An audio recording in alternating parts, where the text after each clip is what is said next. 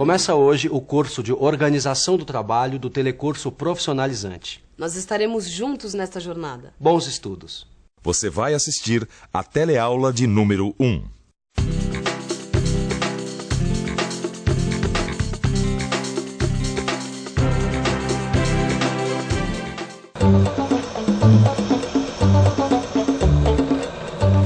Trabalhar na indústria não é só ficar em cima de uma máquina, não, senhor. Tem horas que a gente precisa parar essas máquinas e usar essa outra máquina aqui. E no Profissionalizante chegou a hora de pensar na melhor maneira de executar uma tarefa. Está na hora de pensar na organização do trabalho. Prepare-se, você vai aprender muita coisa nesse novo módulo. Nas teleaulas desse módulo de organização do trabalho, você vai aprender muita coisa sobre produção e produtividade. Vai aprender como se faz a simplificação do trabalho, como se organiza o espaço físico de uma indústria, como organizar a produção em função do cliente e como colaborar para melhorar a relação entre diferentes setores. E nessa teleaula de hoje, você vai começar a entender o que é organização do trabalho. Nós vamos lá para dentro de uma empresa para que você veja de perto a importância da organização, conhecendo uma pequena fábrica, criada por 3 ex-empregados de uma grande indústria, o João, o José e o Aderbal.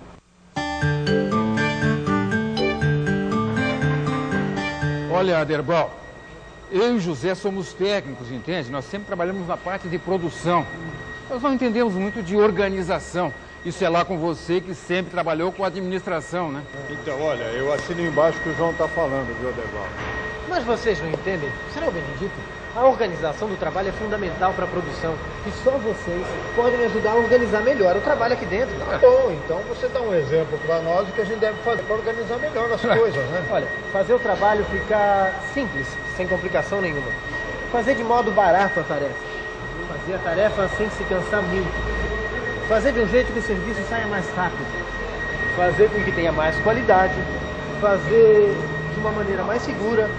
Fazer sem poluir, sem prejudicar o meio ambiente. Maravilha, eu já vi que você quer fazer uma revolução total aqui na nossa indústria, né? Revolução não, evolução. Mas, Aderbal, esse negócio de organização é com você, porque você que faz o trabalho intelectual aqui. Nós fazemos a tarefa, nosso negócio é produzir. Você está completamente errado, José.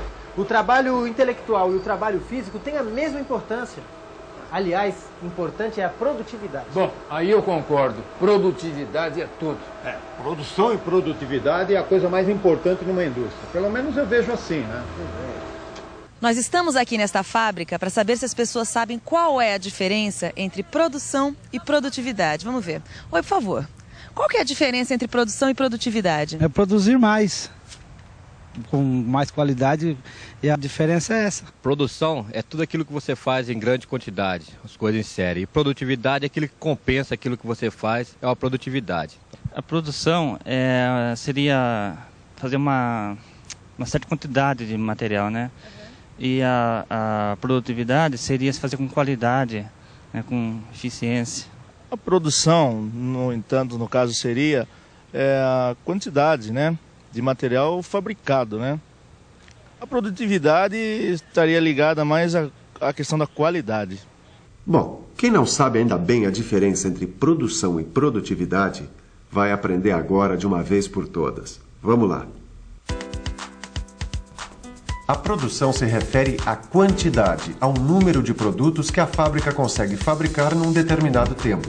Por exemplo, a produção de geladeiras por hora. Já a produtividade é outra coisa. Produtividade quer dizer produzir o maior número de peças no menor tempo possível, na qualidade exigida e com o mais baixo custo. É mole? É assim que a indústria fica competitiva. Olha, a gente precisa discutir umas mudanças aqui, viu? Tem muita coisa que poderia melhorar nos postos de trabalho do pessoal. Pensando bem, né? Eu acho que essas bancadas aqui estão mal dimensionadas. O pessoal aí andou reclamando. É isso mesmo. Olha, ontem eu estava trabalhando aqui nessa bancada, né? E depois fiquei com dor nas costas. Então, Braulio trabalhou naquela outra ali, ele reclamou, ele disse que a luz ali às vezes está falhando. Vamos ver essa aqui. Olha, essa aqui tá boa. Fora essa mistura de peças e ferramentas que não dá, né? Olha, isso aqui é uma porta aberta para o desperdício de tempo e para o acidente. E o desperdício não é só de materiais, não. É de esforço físico também. Tem muito operário que se movimenta demais numa tarefa, desperdiçando sua energia à toa. Por isso, um posto de trabalho deve estar organizado também segundo critérios de economia de movimentos. Já ouviu falar? Ô Silva, você já ouviu falar em economia de movimento num posto de trabalho? Olha, eu levei muito tempo para aprender a trabalhar sem prejudicar o meu corpo. A primeira coisa que você deve aprender na economia de movimentos é o uso dos músculos adequados. Começando com esses músculos aqui, ó. Os dedos são indispensáveis em qualquer trabalho. De preferência, o trabalho deve ser realizado só com eles. Mas, se for necessário, devemos usar também o punho. Se ainda não for suficiente, entram em ação também os músculos do antebraço. Se ainda precisar mais esforço, entram também os do braço e até os músculos do ombro. Agora, esses músculos devem ser usados de acordo com a necessidade. Somente o necessário. Somente o necessário, nem mais nem menos. Uma coisa importantíssima. Proteja sempre as suas mãos. Elas são as ferramentas mais valiosas que existem. Jamais ponha suas mãos em risco. Certo. Mas o que é mais importante em economia de movimento? Tem uma série de coisas importantes. O desempenho das mãos e dos braços, por exemplo, é super importante. As duas mãos e os braços devem trabalhar juntos, entende? De preferência, eles devem fazer movimentos parecidos. Outra coisa importante são os movimentos curvos. Os movimentos dos braços e das mãos devem fazer curvas contínuas, sem paradas. Quer dizer, sem vai e vem, mas em círculos contínuos, como quem insere uma superfície. Mais uma coisa importante, o ritmo. Todo trabalho deve ser feito com um ritmo, com uma cadência. Claro que adaptando esse ritmo ao ritmo do próprio trabalhador.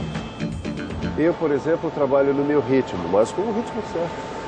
Puxa, quanto mais eu aprendo, mais eu descubro o quanto eu ainda tenho que aprender. Mas isso é assim mesmo, Tito. O conhecimento é infinito. Eu também continuo aprendendo no meu trabalho. E quem está começando numa empresa, então, tem um mundo de coisa para aprender. Nunca pensei que numa simples bancada pudesse ter um mundo de coisas erradas. Uma coisa que está faltando aqui é estudar melhor as zonas de trabalho. Por quê? Estão fazendo muita zona aqui? Não, Zé. A área de trabalho que ele fala é a zona que as mãos alcançam no trabalho sem precisar movimentar o corpo para nada, tá entendendo? Pois então, tem alguns tipos de zonas de trabalho que a gente precisa determinar aqui nas bancadas. Primeiro, delimitar a zona ótima, que é o espaço mais perto do corpo, adequado para as tarefas precisas, com o movimento das mãos e dos dedos. Depois, delimitar a zona normal, que inclui, além das mãos e dedos, o movimento dos antebraços. E tem ainda a zona máxima, que inclui o alcance dos braços. Qualquer trabalhador precisa conhecer essas zonas de trabalho. Mas me conta uma coisa. Essa história que o pessoal fala de zonas de trabalho, isso é importante mesmo? Olha, eu só vou te dar um exemplo. Imagine um sujeito tocando harpa.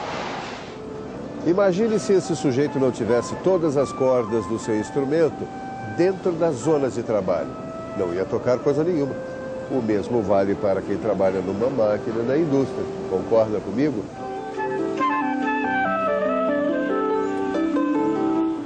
A gente tem que concordar que fica outra coisa trabalhar com as zonas certas, conforme a necessidade desses movimentos previamente estudados. Mas a gente tem que pensar na altura. Tem gente reclamando da altura dessas bancadas aí. Esse banco não tem altura regulável, não. Vamos ter que comprar umas cadeiras com altura regular. Além disso, o que me incomoda é essa bagunça com as ferramentas, viu? Quanto a isso, eu já falei. Temos um quadro aqui direitinho para guardar cada coisa no seu lugar. Fixamos o quadro na parede, colocamos cada ferramenta no seu lugar e assim fica tudo muito bem organizado. Assim também, na hora de usarmos essas ferramentas, elas deverão ficar na ordem de utilização para o trabalho, tá? E o trabalho tem sempre que acontecer nessas zonas, de preferência na zona ótima e normal, tá? deixando sempre ao alcance da mão objetos e ferramentas, tá? Agora, amigos, isso não é tudo, sabe? Ainda estamos longe de uma boa produtividade. Temos que organizar melhor o trabalho aqui dentro. É verdade, nós precisamos organizar essas zonas aqui. O importante é que você aí do outro lado da tela também está percebendo quanto tempo, quanto esforço, quanto material é jogado fora quando um posto de trabalho não está bem organizado para a produção. Fora a irritação que dá quando procuramos uma coisa que não está no seu lugar e não a encontramos. Aí não dá para ser produtivo. Mas você não vai esquecer dessa teleaula nunca mais, eu tenho certeza. Isso que você aprendeu hoje vai melhorar muito o seu desempenho. Confira aí na revisão. E atenção, se liga aí que é hora da revisão. Na nossa teleaula de hoje, você começou a estudar a organização do trabalho. Você viu a importância da produção e da produtividade para uma empresa. E como a organização dos postos de trabalho melhora a produtividade. Você teve também as primeiras noções sobre economia de movimentos. Bom, você já percebeu que esse novo módulo do profissionalizante sobre organização do trabalho vai mexer muito com a sua maneira de trabalhar, hein? Por isso, se ligue na nossa próxima teleaula. Você vai ver como o seu trabalho pode ser simplificado. Até lá!